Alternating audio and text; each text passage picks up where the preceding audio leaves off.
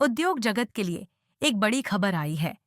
15वां राष्ट्रीय स्टील एवं power expo 19 से 22 दिसंबर 2025 तक श्रीराम बिजनेस पार्क, विधानसभा रोड, रायपुर में आयोजित किया जा रहा है। इस 4 दिवसीय एक्सपो में 100 से अधिक प्रदर्शक विभिन्न उद्योगों के लिए अपने उत्पाद और सेवाएं प्रदर्शित करेंगे। यह आयोजन व्यापारियों, डीलर्स, वितरकों और निर्माताओं के लिए व्यावसायिक अवसरों से भरा होगा। National expo steel and power का ये 15th ईयर है। 19, 20, 21, 22 4 दिवसीय इस आयोजन में देश भर से 100 से भी अधिक इंडस्ट्रियलिस्ट, मैन्युफैक्चरर, सप्लायर्स, इम्पोर्टर्स इन्होंने अपने स्टॉल लगाए हैं। ये हर बार कुछ ना कुछ नई चीज़ लेके आते हैं, टेक्नोलॉजी लेके आते हैं। जो काम पहले 100 किलो की मशीन करती थी वो अब 10 किलो की मशीन कर रही है। तो ये जो डेवलपमेंट होता है कंटिन्यूस देखने को मिलता है। ख़ास तौर पर इस एग्जीबिशन में लोग नेटवर्किंग करते हैं। उनको ये समझ में आता है कि अब इंडस्ट्री को क्या आवश्यकता है।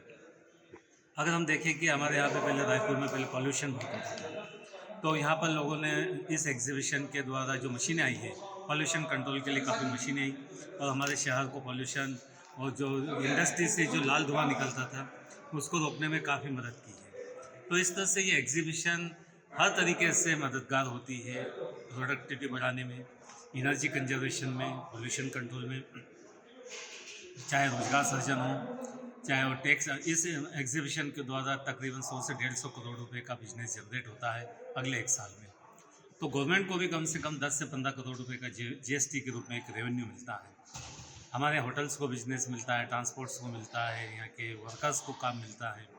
अभी आप देखेंगे कि एग्जीबिशन साइट के ऊपर करीब 250 से अधिक लोग काम कर रहे हैं, जो कि पूरा एग्जीबिशन ग्राउंड तैयार कर रहे हैं। तो इस तरह से हर व्यक्ति इसका बेनिफिट उठाता है। इस एग्जीबिशन में छोटे से इन्वेस्टमेंट के साथ में भी अगर कोई बिजनेस करना चाहता है तो डीलर्स है, डिस्ट्रीब्यूटर्स है, वो बन सकते हैं। कई कंपनियों के लॉजिस्टिक पार्टनर बन सकते हैं। इस तरह देखें कि अगर इस एग्जीबिशन को विजिट करने से अगर कोई व्यक्ति काम करना चाहता है तो अनेक तरह के उसको फ़ायदे मिल सकते हैं, अपॉर्चुनिटी मिल सकती है। तो मेरा तो यहाँ पर जितने भी लोग हैं, अधिक से अधिक लोगों का से अनुरोध है कि वो इस एग्जीबिशन को एक बार विजिट जरूर करें और आकर देखें कि क्या फ़ायदे की उनकी चीज़ें हैं। जब वो यहाँ पर आकर देखेंगे तो उन्हें लगेगा कि पूरा जो मैन्युफैक्चरिंग सेक्टर है पूरे हमारे देश का कितना स्पीड से आगे बढ़ रहा है, कितनी नई नई चीज़ें हो रही है।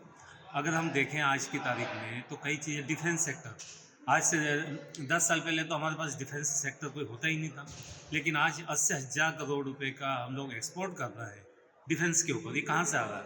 ये सब जो नए नए डेवलपमेंट हो रहे हैं, जो हमारे नए नए एंटरप्रेन्योर्स आ रहे हैं इस फील्ड में, चाहे वो डिफेंस हो, चाहे वो एग्रीकल्चर का फील्ड हो, चाहे वो मैन्युफैक्चरिंग का हो, चाहे स्टील का हो, चाहे माइनिंग का हो, जितने भी मैन्युफैक्चरिंग के फील्ड हैं उसमें लगातार डेवलपमेंट हो रही है। अच्छी अच्छी मशीन आ रही है, अच्छी अच्छी टेक्नोलॉजी आ रही है, अवेयरनेस क्रिएट हो रही है।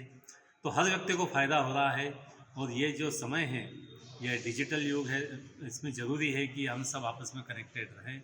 जो भी नई टेक्नोलॉजी है उसको हम देखें कि क्या टेक्नोलॉजी आ रही है और क्या अपॉर्चुनिटी हम उसमें से निकाल सकते हैं। एक बार हमारे श्री राजीव अग्रवाल जी, जो CSIDC के चेयरमैन हैं, वो आ रहे हैं इनाग्रेशन करने के लिए।